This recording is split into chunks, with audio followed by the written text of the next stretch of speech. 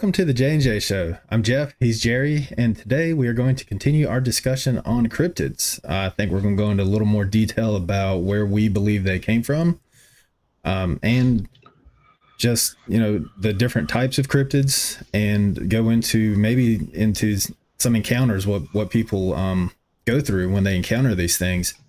I know it's been a little while since we've posted. Right after our last episode, Jerry got sick, and then of course right after that I got sick, so we're all better now and doing good, so here we are. Jerry, you want to start us off tonight? Yeah.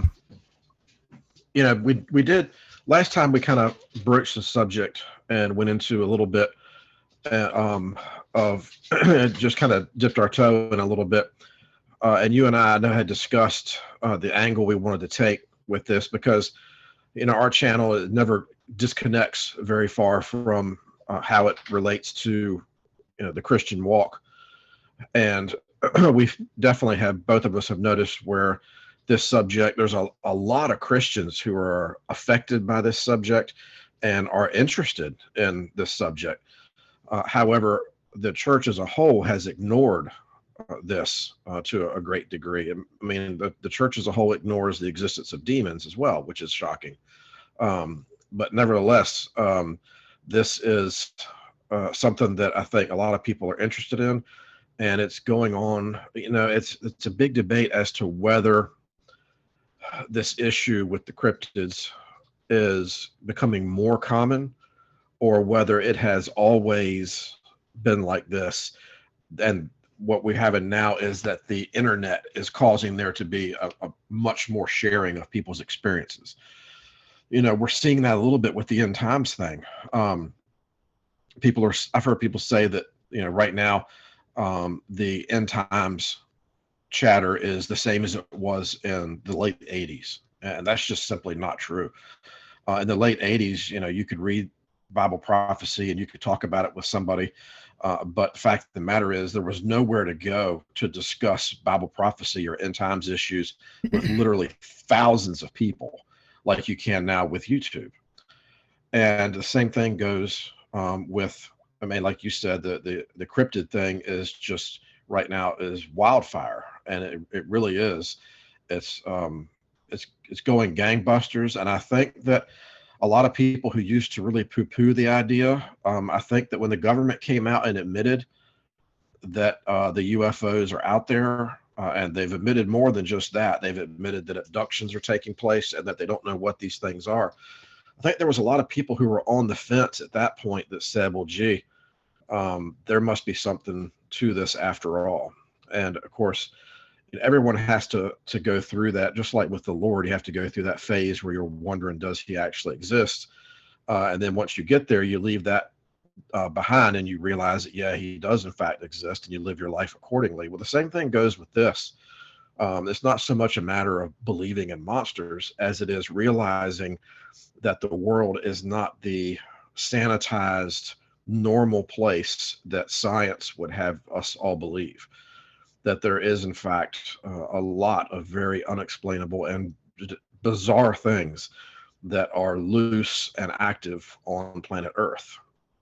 And the Bible alludes to that in fairly specific detail. The question, though, getting back to your original comment is, how did it get this way? Certainly, the Earth wasn't made this way in the Garden of Eden. We didn't have these entities that were skulking around, and showing themselves and knocking on trees and harassing people in their homes like we have now. And make no mistake, that's one of the reasons why I really think that this issue is important, because people simply do not understand or realize how many people in this country, and especially in rural areas, but also in suburban areas, are being harassed by these things. And some of the harassment is very minor. Some of the people don't mind the interaction. Some people like it. Other people are literally terrified out of their minds by these beings, and the interaction is not positive at all. So I just think that it would be helpful for us to throw out a few ideas of where we think these things came from, because clearly they weren't on the ark. I can't imagine that they were on Noah's Ark, and I don't think they were in the Garden of Eden. And like we said in the last video, the Bible talks about these things called Nephilim, which are of the fallen ones. They are the product of the fallen angels and what the fallen angels did before and after the flood. Now, there is a lot of people, that's called the Nephilim theory, to explain where these things came from. And like we said in the last video, when you're talking about something like, let's say, Sasquatch, or forest giants, as I like to call them, because that's really what they are.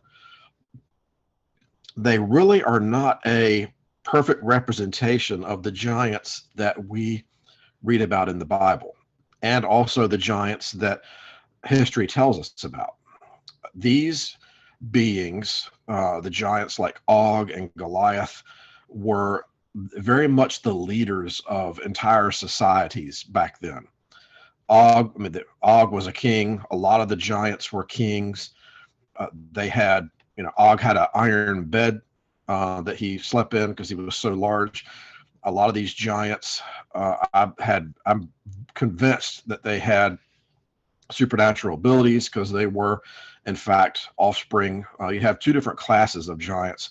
You have those that calls the giant, and then you have others like Goliath that refers to as being born to the giant. So descendants of the giant. But nevertheless, they're portrayed as wearing clothes, as living in society, as being a part of society. They may have been vicious. We know that a lot of them were, in fact, quite nasty. The book of Enoch says that. But there's also indication that I have found that some of them may not have been vicious. As a matter of fact, the Bible hints strongly. I don't remember if I mentioned this in the last video. If I did, let me know. That Abraham may have had friends or allies that were, in fact, giants. And that sounds like a really tall claim. But it says that Abraham took up his residence by the oaks of Mamre, and that was in Hebron. And it describes the brothers that lived there as being Amorites. Well, Amorites were giants. And so these men went with Abraham. It describes all this in Genesis. They went with Abraham to retrieve his family when they were kidnapped. And then when they returned, having rescued Lot, Abraham saw to it that these men, was Esner was one of the men's name. It gives the names of these individuals, that they would receive a reward. So apparently there was a very positive relationship to some extent between Abraham and these brothers, who we can feel pretty sure were giants. As a matter of fact, the giants a lot of times are described as being brothers. They seem to come in packs of 2 and 3, and they seem to be brothers a lot of times. So whatever the case, obviously, like I said before, these beings are not perfect matches with what we have out in the woods, that are covered with hair, that knock on trees, that seem to act, they act in a way that had many of us convinced for a long time that they were simply undiscovered gorillas that lived in North America. A lot of people really believe that. I believed that for quite a while, until the evidence finally got so strong to the contrary that I finally realized, and great claims require great evidence, is my theory. And when it comes to these forest giants, the evidence is overwhelming. So that's why I put stock into this. And the evidence that they have a supernatural side to them and abilities is also overwhelming at this point. And it's just there. If you listen to the eyewitnesses, they talk about it all the time. So getting back again, what could have happened if they used to be, if the giants, and of course, also bear in mind that we have these hairy forest giants get reported all the time now.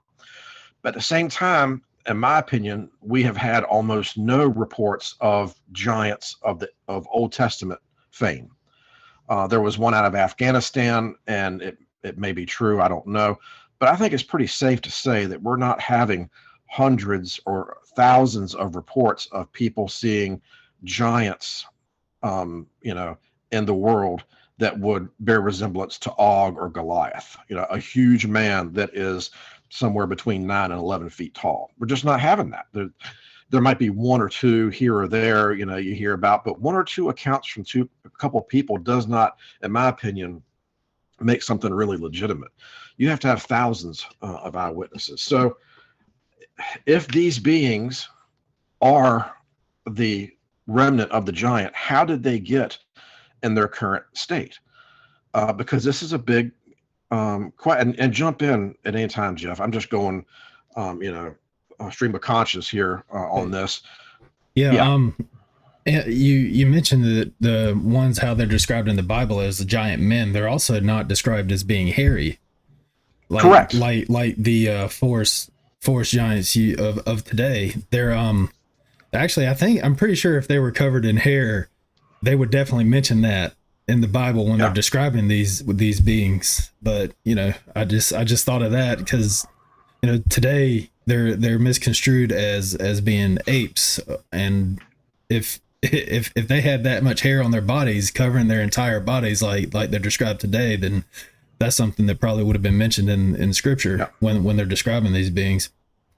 But I think you mentioned that a lot of Christians don't want to talk about this, but there are, if given the proper avenue, I don't think they want to talk about it to other Christians, because those Christians, like the ones who believe, would be ridiculed by the ones who don't believe. You know what I mean? So I see a lot of these channels that I watch and a lot of these stories, a lot of Christians are writing in. A lot of Christians have experienced these things. Yep. And they're all the time writing into Steve Ishtal, and they're God bless. And they some of them talk about how they use the name of Jesus to repel these beings. And I think you mentioned last episode there was one where people were talking to him. I think it was Scott Carpenter. These people were communicating with the forest giants, which I would definitely would never recommend doing that, because if Jesus repels them, then they're of evil, and that's just you don't want to get mixed up in that. But I think it was Scott Carpenter who told this person who had been talking to these forest giants to mention the name of Jesus, and when they did, they got very, very upset, almost enraged. I think he said. We talked about that last episode. So I think if fallen angels would not be on the side of God, and the name of Jesus would definitely be something that enrages them, kind of like it does, the devil and demons. And, if I can repel a demon with the name of Jesus, then, I also repel one of these things with the name of Jesus. They kind of go hand in hand. And, that just points to the belief that they're on the enemy team. 2 + 2 = 4. Right. And like you said, we're hearing that, Jeff, on Steve's show. And really, like we said before, Steve's show right now is ground zero for this subject.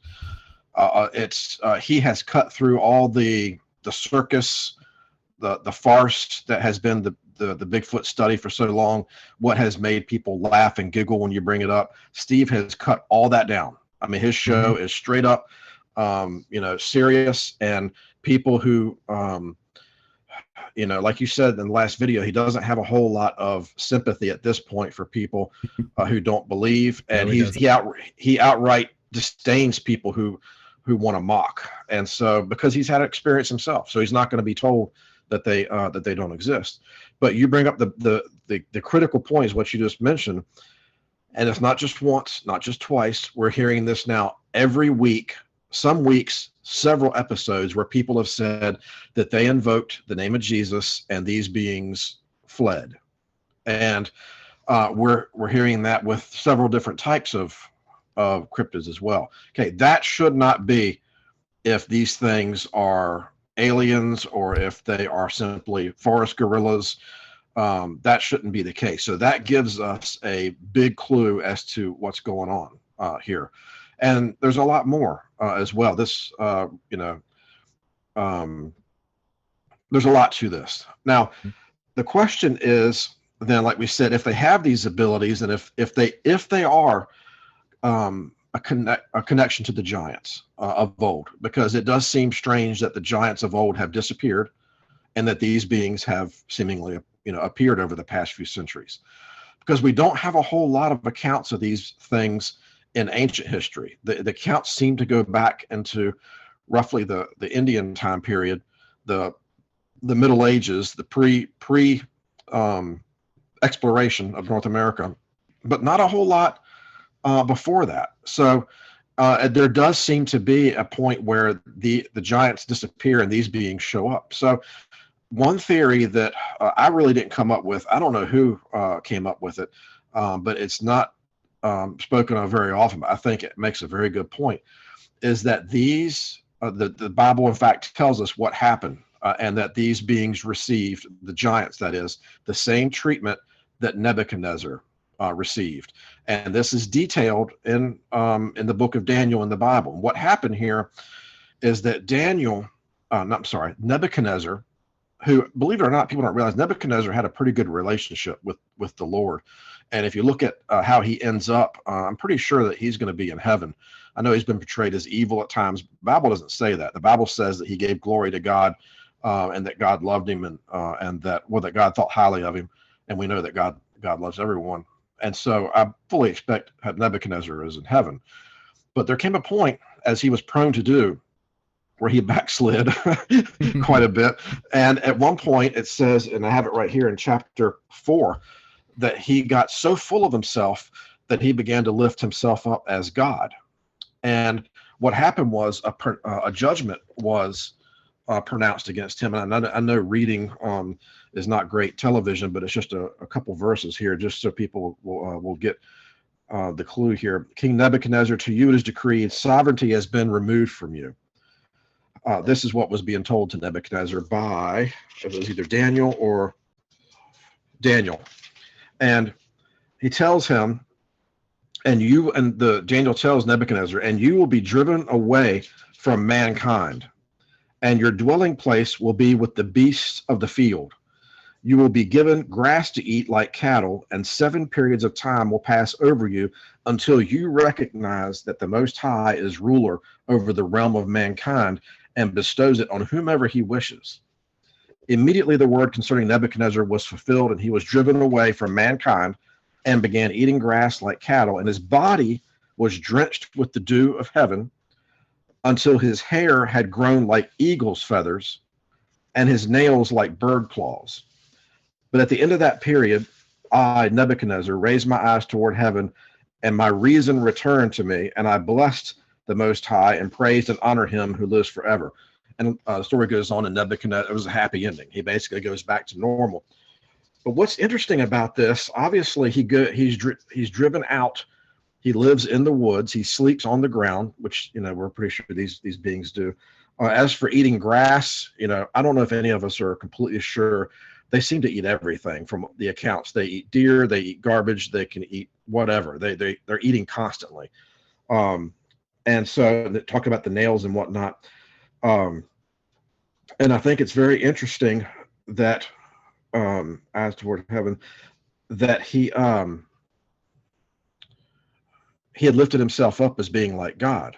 Well, if you look back at what the giants were doing as leaders of all these civilizations, they had set themselves up as being gods. If you look at North America, I tell you what, these books, like I showed last time, the book Giants on Record, if you get that, it talks about, L.A. Marzulli deals a lot with all these mounds that are throughout North America. I mean, these huge structures, they're all over the place, especially in the Midwest, Kentucky, Ohio, Indiana, Illinois, all through there, these mounds that have been built.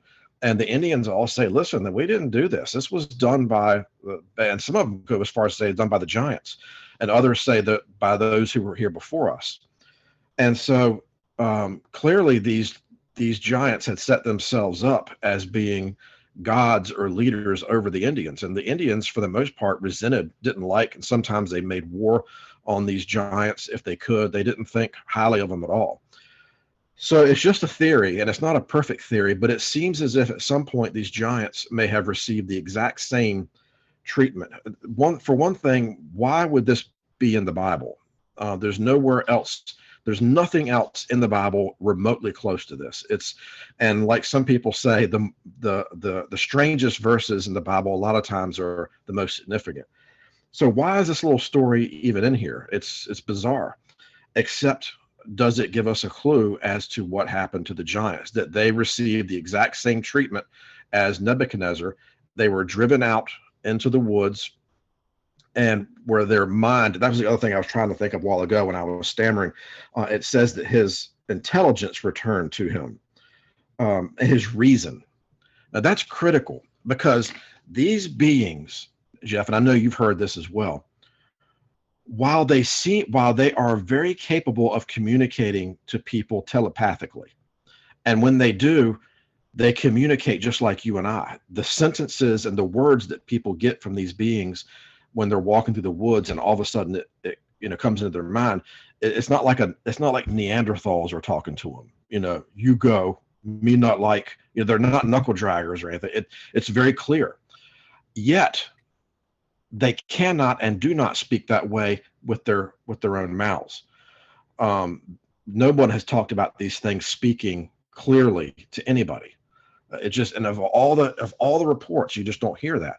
So it's almost like that their reason has been driven from them, and they are in a strange state where they cannot interact with humans as humans, but they still have that supernatural ability left over where they're able to communicate telepathically.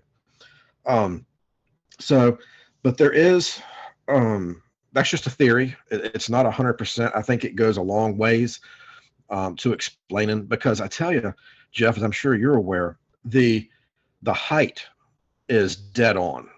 These forest giants and the giants of the Bible, as far as their physical stature, it matches dead on. Even some of them being seen with multiple fingers and multiple toes. You come across that, which the Bible talks about. But their stature, and Steve Ishdahl's show has really upped the level. People, the people who controlled the narrative for so long were adamant to keep these beings as being between 6 foot and 8 foot, and no shorter or no taller, between 6 foot and 8 foot. Well, in Steve's show now, we hear routinely of 10 and 12 feet. And of course, 8 to 12 feet is what the Bible describes as the giants as being. Now, one more thing real quick before I hand it over to you. When did this happen? If the Lord did smite these giants and say, okay, you've had enough reign jerking mankind's chain for long enough, and now you're going to get the same treatment that I gave Nebuchadnezzar. Of course, the Lord loved Nebuchadnezzar, so he reversed that. It doesn't seem that he's reversed this with the giants. It doesn't like he's going to. But what's interesting is, it seems to me, and this is just a theory, it's worth, however much you paid to watch this video. It seems to me that it occurred around the same time that the gospel arrived here in North America, because you find that the early explorers that came here, the Spanish explorers, they do report giants. Not hairy forest giants, but they report, no kidding, giants. And I have here in the aforementioned giant book, a guy who came, it was almost 100 years before Jamestown, and he was exploring the Gulf Coast. And he actually went, his name was Alfonso Alvarez de Pineda. And he went up with his crew up the Mississippi. And as they went up the Mississippi, they reported a large town on both sides of the river. Of course, lower Mississippi is a good sized river. So there was a large town on both sides for a distance of 6 leagues. I'm not sure how far a league is, but it's obviously a good distance. Some 40 native villages. He discovered, let's see, he says in here that there was a race of giants that was in these villages, and they had a race of dwarfs as well. And he actually gives, he says, as a race of giants from 10 to 11 palms high, which basically translates out to they were between 6'8" and 8 feet tall. Is how tall these people were. and that said also there was a race of pygmies that were 5 or 6 palms high, which is going to be basically maxing out at 3 or 4 feet. So you had regular Indians, and then mixed in you had giants, and then they had pygmies as well. And he describes them in detail, as to what they saw. They were not nasty tempered at all, which gets back to the fact that some of these beings clearly are nasty tempered, and some of them are not, and we just don't know 100%, what the story is on that. But so I really do think that, and I just, again, it's just a theory, that at some point when the gospel hit North America, that's when these beings received their treatment, and they were driven. When the gospel got here, what did that do? I don't know, but apparently, maybe to my knowledge, the giant, when the gospel arrived, as imperfect as it was portrayed by the Catholic explorers at that time, it was nevertheless the gospel. And when it started to spread throughout the Indian tribes, it was become quite clear that the giants were not on the right side. And so it seems as if that is about the time, the 1500s, 1600, right around the time of the exploration, when these beings received that treatment and were driven into the woods to live like they do now. Because they will say that they are a tribe of people, and that they have various different tribes, and that they also call themselves the ancient ones that have been around. Now, add on to that, and I'll stop here in just a second. Add on to that the DNA study we talked about last time. I was just about to bring that up. Go ahead. Well, go ahead then. Perfect time. Oh no. Well, going back to Nebuchadnezzar, I distinctly remember that Bible verse because he talks about. I remember him being cast out to live with saw my dog in the back jump on the couch. Distinctly remember him being cast out to live and eat grass, and I remember the I forget the phrasing of it. They mentioned the other people. They mentioned basically what sounds like the giants, the forest. I think he said forest people when you read that verse, and him eating grass and then him having hair covering his body. Because in that verse, I forget what it says. It says that he was cast out to live amongst these people, and the hair and the, like, I've heard of the claw-like, and some of these stories I hear, the claw-like talons or fingernails, or like just like it was described right there in that verse. So that, and the fact that you stop, all of a sudden there's no mention of the giants anymore in the Old Testament. Right. I can't point to exactly where that is, but at some point, to add to that they were somehow cast out and they now live in the woods, and they all of a sudden they're mentioned a lot in the first part of the Bible, or the first part of the Old Testament, right? And then all of a sudden there's just no more mention of them. Yep. I just realized this as we were talking about it, but it would make sense if all of a sudden there's no more mention of them, that because they're gone, because they've been cast out to live just like Nebuchadnezzar was. Right. So that makes sense to me, that was what happened to them, and why all of a sudden they're just gone and we stopped mentioning them.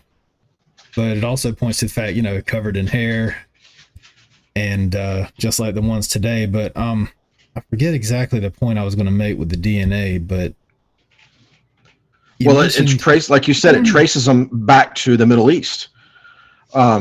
It traces them as having come originally from the Middle East. Right. And there's also half of their DNA is unknown. Right. I know the samples that they do have, half is human and then half is unknown. Right. So if they did come from angels and they're the descendants of these Nephilim, then, or the descendants of the giants, then, half of their DNA would be unknown, because we don't have samples of angel DNA just laying around to compare. Right. So that also points to the fact that they're descendants of these fallen angels that came down and decided to live amongst the people. So that's what I was going to mention about the DNA. But the fact that they don't speak, they do roar, that points to the fact that, you know, it's very animalistic the way they act, Exactly. especially when they're threatened. And that also points to the fact that their logic, their reason has been stripped from them. Exactly. But that's where I was going with the DNA. The fact that they can still speak with their minds and they have this power where they can do the mind speak. You know, I would, angels do have supernatural powers, and I would assume that just because they left heaven and came to live on the earth, they didn't lose those supernatural powers. So Nope. it would make sense that it would be passed down through the generations and that they would be able to use Yep. the mind speak. That's where I was going with the DNA, because half of their DNA is unknown. So if that half of the DNA that's unknown did come from the angels, then, you know, maybe they inherited this ability, this supernatural ability to use the mind speak, because as we've said before, it's the same as when God speaks to me and you. Exactly. It's exactly the same. It's how we hear it. It's in our head. Yep. It's our voice. And I've heard the stories I've heard, they speak, but it's in the person's own voice in their head. And that's exactly how God speaks to you. It's his voice, but it's your thoughts in his voice. It's your voice.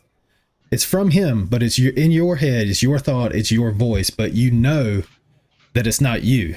Right. And that this is exactly how it's described in pretty much all of these stories where the people experience mind speak. That's exactly how they describe it. It's like, it was in my voice, but, you know, it was my thought, but it wasn't me. And I'm going berserk when I'm hearing this, because I'm yelling at my computer. That's what it's like. Yeah. That's what it's like when the Lord speaks to you. Right. So, right, exactly. When you hear the so that just points, that to me makes me think that they did indeed, you know, they are Nephilim. They are the descendants of the Nephilim. They the unknown DNA, the ability to mind speak, which, you know, if they're descendants of angels, unless God stripped the angels of their supernatural powers when they came down. But if they have this supernatural power, then, you know, it's obvious he didn't. Obviously, you know, Satan and demons, they have supernatural powers as well. So, you know, Satan or the devil came down from heaven and rebelled against God with his angels, and they didn't lose their supernatural power. So it would make sense that these angels didn't either. And that, you know, that's one explanation as to why these things can speak with their mind, and what they don't with their mouth is, you know, that verse with Nebuchadnezzar. He lost his reason, he lost his intelligence. So, you know, I don't know, because he had lifted himself up as God, which they had done. Exactly. So all of this stuff points to them being descendants of the Nephilim, of these giants. But, you know, I know you wanted to mention some drawbacks to this theory. Yeah. So if you want to get into that, then yeah. You know, we agreed early on, we're not on here insisting that, you know, our views are the only possible way. We're trying to learn here, like Steve talks about. We're trying to put our puzzle together, and that includes realizing when there's weaknesses. I mean, somebody might be listening to this so far and say, well, this seems like a dead ringer. And like you were talking just before we took a quick break, you know, I was thinking I would put it at a probably about an 80% likelihood in my mind that these things are the descendants of the Nephilim. But there are a couple of drawbacks, and the first one is there are other cryptids.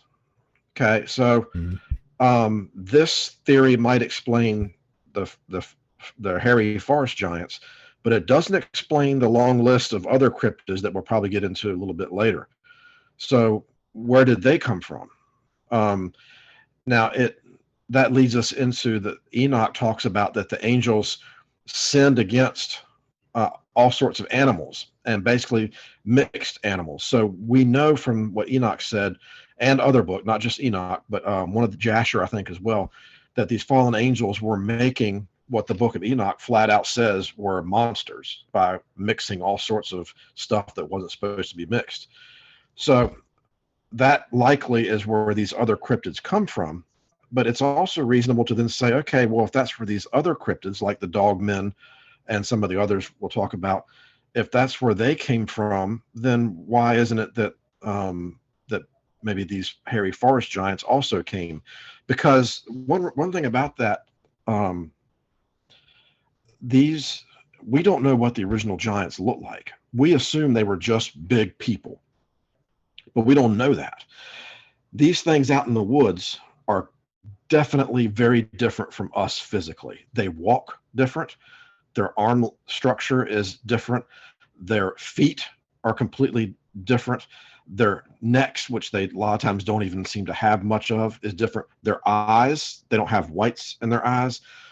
These beings are different physically. They aren't just big versions of us, which is what a lot of us had assumed that the giants were.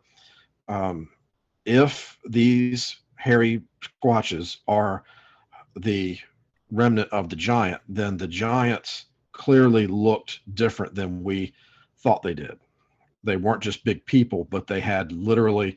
Now, having said all that, we ought not to assume that these squatches all look like monkeys. There are some that clearly do, but it's amazing the number of people that report that they were looking into the face of a person. And you hear that over, and that I used to hear that a lot back when I thought these beings were monkeys or just giant undiscovered apes. I was a little disconcerted with the number of people who said, no, there was nothing monkey about this. This was a huge dude. The face was very much, and some of the pictures, maybe I'll send you over a couple of the close-up pictures that we can put up during this part here. You can see that. You look at this and you don't think ape. That looks like you're thinking it's so human-like that it's disconcerting. And that's what most eyewitnesses say. The majority of these beings look very human in the face, but their body structure is not. So again, that is what I would point to as being a couple of the drawbacks. Now, one thing that kind of goes against the weakness, if you want to, of this theory is that there seems to be far more of these Squatch sightings, these hairy giant sightings, than there are of the other cryptids. So that one might be one reason the angels may very well have made these monsters and whatnot, but their numbers certainly pale in comparison to the number of sightings that you see of these Squatches. The Sasquatch sightings, literally, when I was a kid, we all thought it was the Pacific Northwest, right, and the Himalayas. Yep. Now we realize that it's everywhere. I mean, I don't know about Hawaii, but certainly everywhere in North America and Canada, every state, every single state, every part of every state, there is that they're there, and they're in much more suburban areas than people realize. It is, if you have wood, it's true. If you have woods near your home, these things are likely there, and I would say very likely. I've not heard of an area that doesn't have any reports at all. So there's that many of them. The other cryptids, you don't really have that so much. It seems to be certain pockets of areas that you hear about it more, and it's much more rare. So I just wanted to point that out, that the Nebuchadnezzar thing has its strengths. The whole Nephilim thing has its strengths. I think it's overall, I think it's a good theory. And that's the reason why so many Christians, not just myself, so many Christians hold to it. It's growing by the day, but there are a couple of weaknesses to the argument. And like I said, their appearance being one, they do have different structure. They're not just big versions of us. And the fact that there are other cryptids out there, not just these.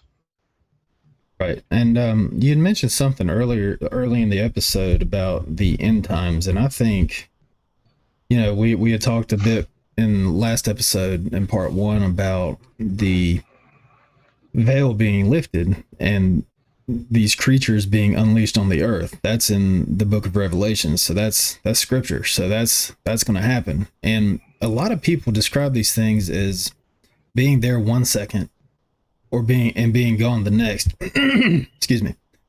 Or sometimes I've heard stories where they describe translucent outlines or silhouettes, like the Predator. Right, exactly. They right, exactly like the Predator. That's how they describe these things being camouflaged. And if there is a veil separating them from us, then it would make sense that, if they're moving back and forth from their realm to ours through this veil, then that points to the Revelation, where it says the veil will be lifted and they'll be unleashed. But I think that also the more, and there's way more sightings, like you just said, back when we first started hearing about these things back in the 90s or whenever, it was all the Pacific Northwest, Right. or it was in the Himalayas, and it was just, the mountain ape of, undiscovered mountain species, but it was just in certain areas. But now there are literally accounts of these encounters from all over the world, every country, Yeah. every state, they're everywhere. And I think that is a direct correlation between, to the end times, because it's fast approaching. I mean, we're near the end of days. All the signs are there. This could just be another sign that we're getting that much closer, because it's like you said, you never heard so many stories as you do now. And I'm sure, not having the internet back in the 80s Right. and 90s led to this, because, there are a bunch of stories on YouTube about these, back into the 1800s, seeing these Right. things. But I don't remember if there, that many Dogman stories from the 1800s. Right. It's all Sasquatch. So Yeah. the fact that, more and more of these creatures are showing up, and, more and more stories, I think that's a direct correlation to the end times, and to that quote from Revelation. Right. Well, it's Or that verse, not the quote. The verse that, the veil is going to be lifted and the monsters will be unleashed. well, the what we have is, and I really don't have it in front of me, but it's Second Peter. Second Peter's fairly small, so I should be able to find it. What we really have, now you're right. In Revelation, it does say that there'll be some horrible things released on planet Earth, but it never really goes into specifically what these things are. It does say, however, at one point, it does say that Gaborim will be involved in some of the killing of humanity. And Gaborim means mighty men, and is a term that was used in the Old Testament of giants. So there is that connection.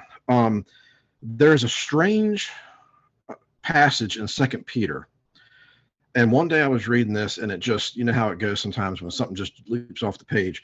It's in 2 Peter chapter 3 and verse 10. But the day of the Lord will come like a thief, in which the heavens will pass away with a roar, and the elements will be destroyed with intense heat, and the earth and its works will be revealed. And when I read that, to me, in my spirit, it felt like that is describing when that veil, what's behind it, will be burned up. I mean, because there's nothing else in the Bible like this where it talks, this is weird talk. The elements will be burned up. I mean, nowhere else does it talk necessarily about elements and intense heat and whatnot. Peter's talking about some strange stuff here. And the only thing I can think of in Revelation 6, when the fallen angels and the devil are cast down through the portal, they're visible to mankind. So obviously, they're no longer able to go behind that veil any longer. And I think this is what Peter is referring to, that they will, in fact, be cast down and be visible. And I think also that these beings, there was a gentleman, we've had a lot of rapture dreams, I would say that the rapture dream topic is just as much on fire as, well, not with the public, but in certain circles, as the cryptid topic. And I remember specifically one guy who had only been saved for like a year had a rapture dream. And in this dream, he distinctly saw, and he was not into this subject, but he said he distinctly saw what he can only describe as, and they were basically these cryptids attacking people and going into their homes and persecuting people. There is a verse in Ezekiel that, boy, I tell you, I don't know if I'm going to be good enough to grab that right off the bat here. Probably not. but it's in Ezekiel, and it says that at the end times, the people who hide in the cities will be killed by violence, and those who are hiding underground will be killed by plague, and those in the countryside will be killed by the wild animals, the wild beasts. And we don't have enough wild beasts in the countryside to in our animals. We don't live in Africa, and even in Africa, and Montana or whatnot, you got a couple grizzly bears, but for the most part, we don't have enough wild animals to do. So for my money, the wild beast that it's referring to is what we're talking about right here. And these things, Jeff, if I could say one thing about this whole subject, it is clear, and even Steve and others talk about that, these things seem to be held back. They're being held back. The amount of times that they encounter somebody in the woods and walk away. Now, people take that as them being shy, but there was one account that Steve read and the thing turned and left and didn't bother them, but he said the expression on its face was clear that he was enraged at them and wanted to kill them, but he couldn't, so he left. And so when people say, well, these things could have killed you, but they didn't, I disagree with that. I don't think they have free reign to kill whoever they want to yet. The time will come. I think Ezekiel tells us. I wish I had the verse. I'll see if I can hunt that down and give it to you before we air this. I think the time will come when they can kill whoever, but right now they cannot. They are in a phase right now during the church era where they're not able to go out. Now, there are plenty of people who are killed by these things, for sure, especially by the Dogman thing. The one episode, the 2 episodes of Dogman Encounters, the guy goes through and basically a 2-hour episode and documents one after another of cases where people have been found in their homes inexplicably torn to pieces, and nobody knows, and they continually blame it on wild dogs. But these roaming packs of wild dogs are never found, and no one can explain how wild dogs are kicking in people's front doors or ripping doors off the hinges. And sometimes you just have to listen to, maybe I can get you that as well, and we can put that in the description if people want to listen to those 2 episodes, because this one guy has gone through and documented all these attacks. Also, to throw a bone to another gentleman, the guy does Abnormal Investigations is his channel. And he's a real nice guy in Oklahoma, and he does a lot of the research into this stuff that nobody else is doing. And he documents on his channel a whole bunch of attacks that are going on even now. One of them right down here in North Carolina where I go fishing, where the lady, she was a teacher at a school and was walking her dogs and was attacked by something and killed. And they blamed it on wild dogs, but yet the FBI and the feds came and covered it up, and the people wouldn't. They said it was an unknown animal. They wouldn't tell. The locals are still upset. This was several years ago. This lady was killed, and the last word on it was that the feds had come and confiscated the DNA that they had found on this being that attacked this woman. But the week before she was killed, one of the locals said that they saw a large dog-like creature that looked very strange that was moving through the area. So moving through a field. So these kinds of attacks go on all the time, to where I would encourage people, you can go out and enjoy the woods and whatnot, but I would do so with others. I wouldn't go by yourself. I would always go armed, and I would avoid situations where you're out walking, early in the morning through wooded areas, because that seems to be where a lot of these attacks occur. You mentioned them being held back, and the Sasquatch or the forest giants or Bigfoot or whatever you want to call them, they seem excuse me, to have a certain level of intellect where they can communicate with you, whereas other cryptids like Dogman are more wild. They're more feral.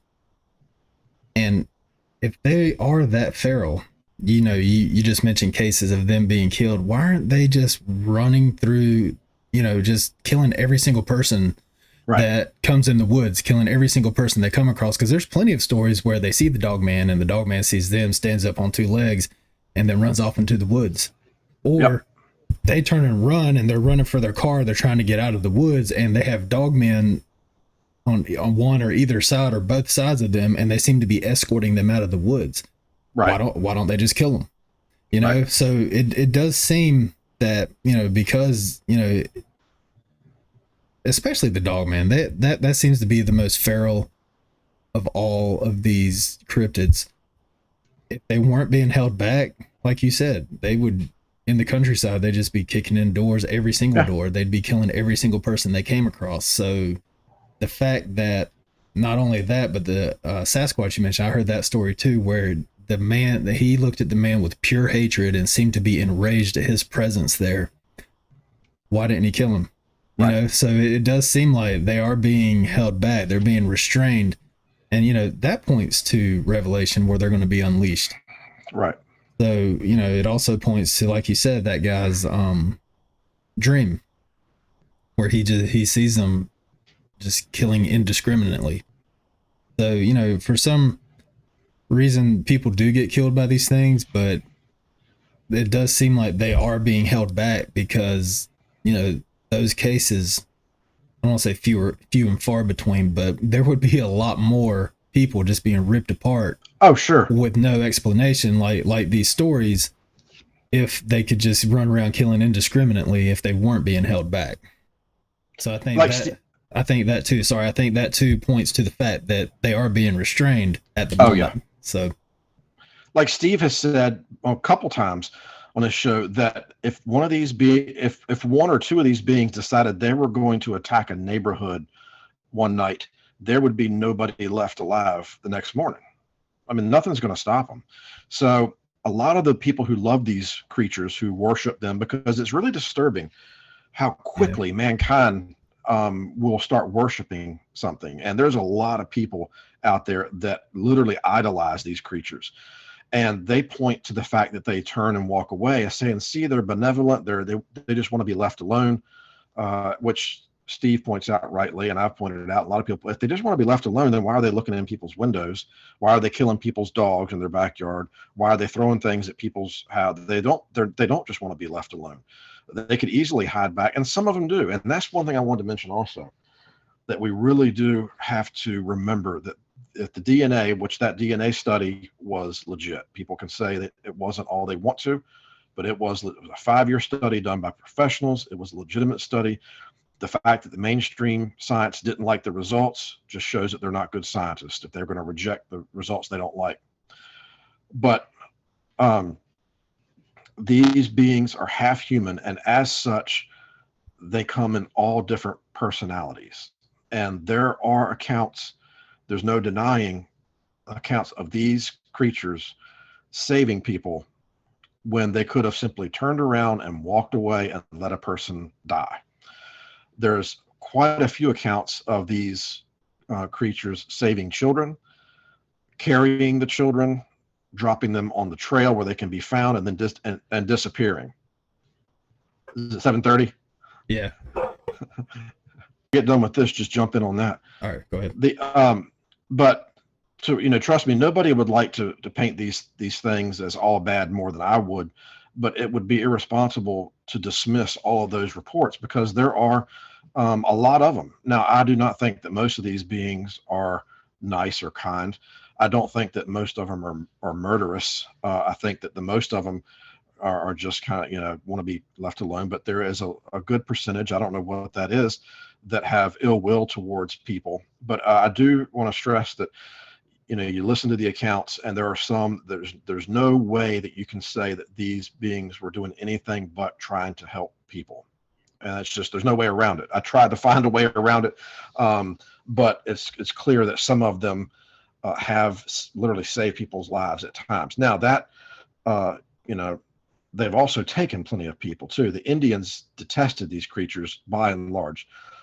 They respected them, but they also, there's a reason why that, you always hear the Westerns and Indians don't like to fight at nighttime. The Indians didn't like to come out at all at nighttime. It wasn't just a matter of fighting battles at nighttime. They didn't like to be outside at night because of these creatures, these beings of all sorts. And so most Indian tribes complained. They told the whites that were coming into their area that you have to really be careful, because these beings will take your children and make off with them. What they do, I don't know. the Indians claimed they were cannibals, and that they would. And there's other stories to back that up, but there's other accounts. The famous Albert Ostman, who was picking blueberries in the early 1900s and was grabbed out of his sleeping bag and carried for hours by one of these things. And if you ever look that up, it ends up kind of funny because he wasn't free to leave, but they didn't hurt him. It was a whole family of them that he described, and then he gave them coffee, and they ate some coffee, or maybe it was tobacco or something. They didn't like it, and they were all spitting. And when they did that, he took off and managed to make good his escape. But the Albert Ostman is his name. If anybody wants to look into that. But so again, we're not trying to deal in 100% here. We're trying to glean the best possible picture from a reasonable, what the reports tell us. You had mentioned people worshiping these things. That does not surprise me in the least, because in the Old Testament, it started with Moses. Every time he would turn his back, these people would build idols, and they would start worshiping idols and false gods. So the fact, and it goes all the way up through kings. If they didn't have a strong king who followed God, immediately, it seems like almost immediately, these people would go out and they would find anything and everything they could to worship. Yeah. They worshipped everything. So it does not surprise me in the least that, obviously godless people would worship these things like they're gods, because, there's documented, it's well documented throughout the Old Testament that pretty much every time Moses turned his back, the nation of Judah would go out and find some kind of idol or something to worship. And fall down to, yeah. They're repeat in Kings. I think it seems like every other king was, would turn back to God, or every third king, or third, yeah, right.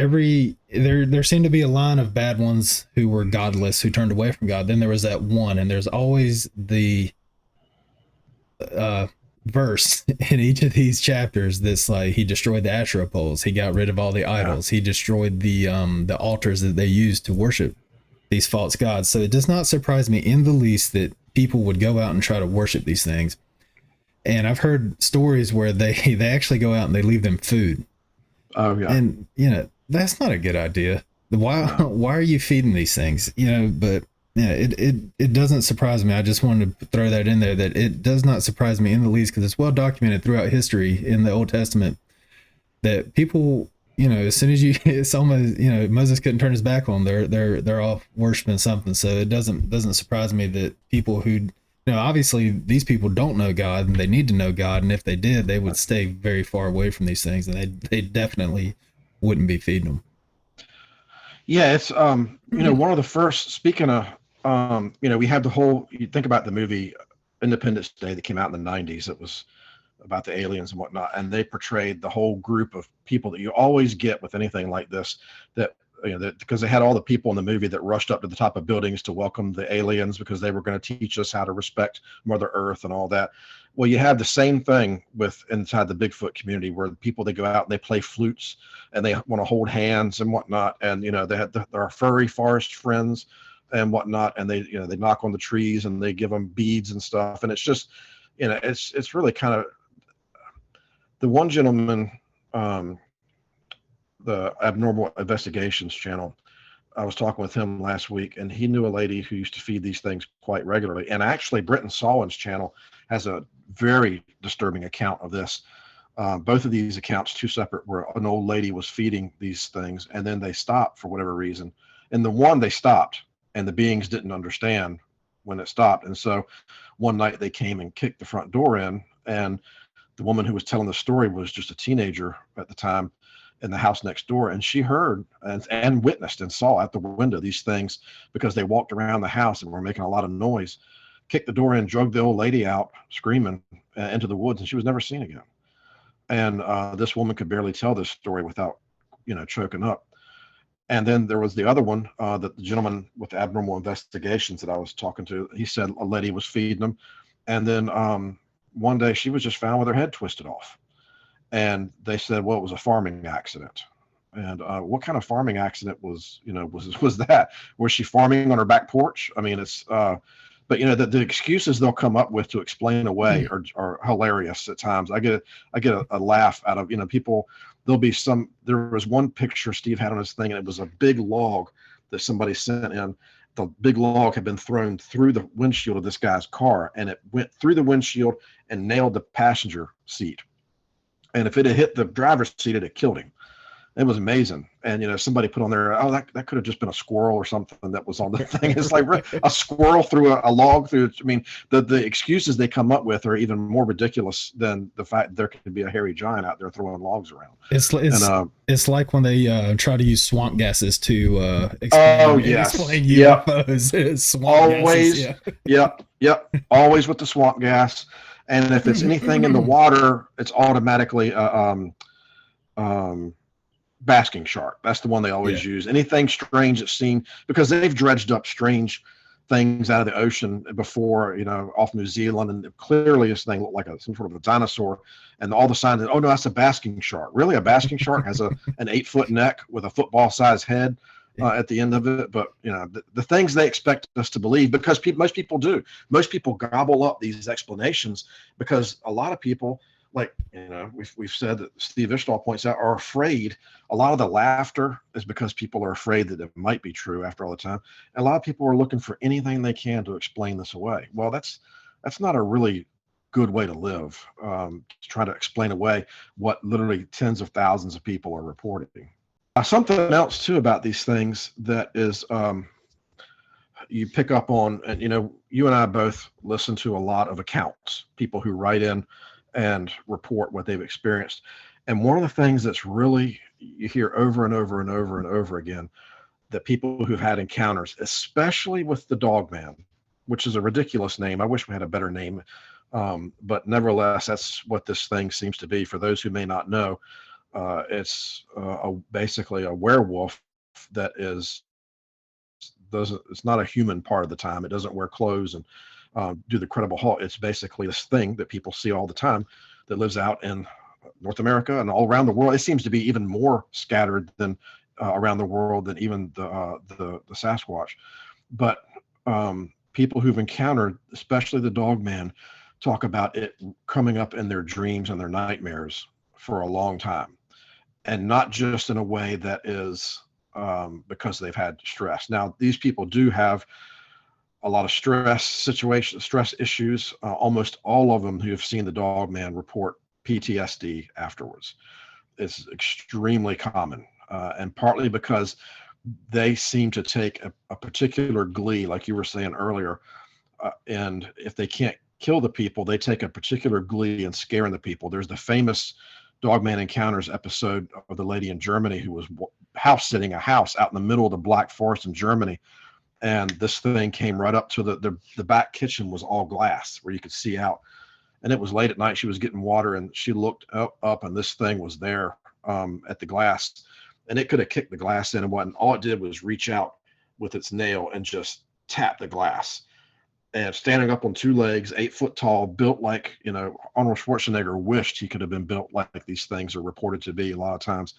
And she said, and many others have said, it just smiled at me. And it gave her the thought telepathically, I could have you if I wanted you.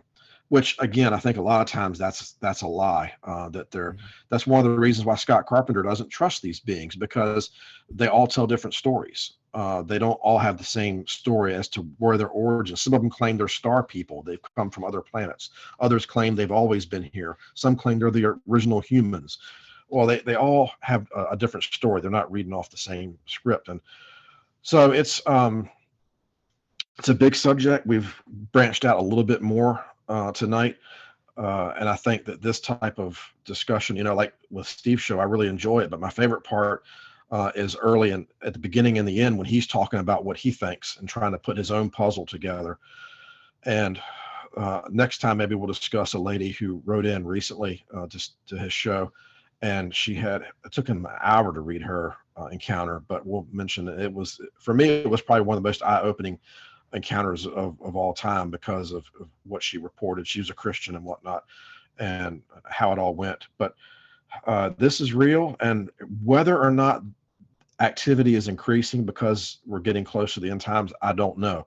But one thing I know is the knowledge of them is increasing as we approach, and that may be all that matters.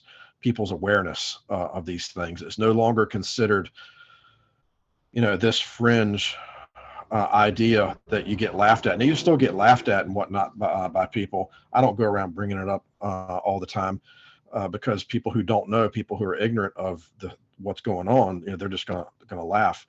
And but once you start finding out and realizing, and that YouTube's one of the great places to do that, how much of this is going on, then it's like you said, it's addictive. Yeah, definitely. Yeah, you can definitely go down the rabbit hole with this one.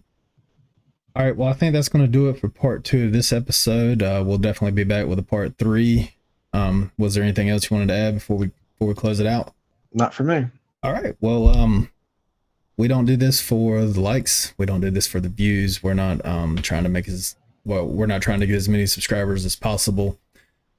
We just want to spread the message that God gives to us to spread to youth. And I think, part of that message, I think we both feel like, is things that you don't hear in church. You're definitely not going to hear about cryptids in church. But I think, some of the other topics we discussed too are things that a lot of Christians want to sweep under the rug. And, one thing when we were discussing starting this channel was that we wanted to bring some of this to light. We wanted to shed light on this subject because we feel like, some of this stuff we feel like all the stuff we talk about is important because we feel like that God has given this to us to discuss and, to get our voice out there with his message. So, if we got 1 million subscribers, that'd be great because that means we're getting the word out there, but that's not our main goal and not our main purpose. Nothing else, Jerry? No, I'm going to make some notes about next time because I know I'll forget if I don't make some notes here. Right, exactly. Yeah, I've got some notes here too. So, all right, well, be sure to catch us in part 3 of this discussion. We'll go into even more detail than we did tonight. We'll see you then. God bless.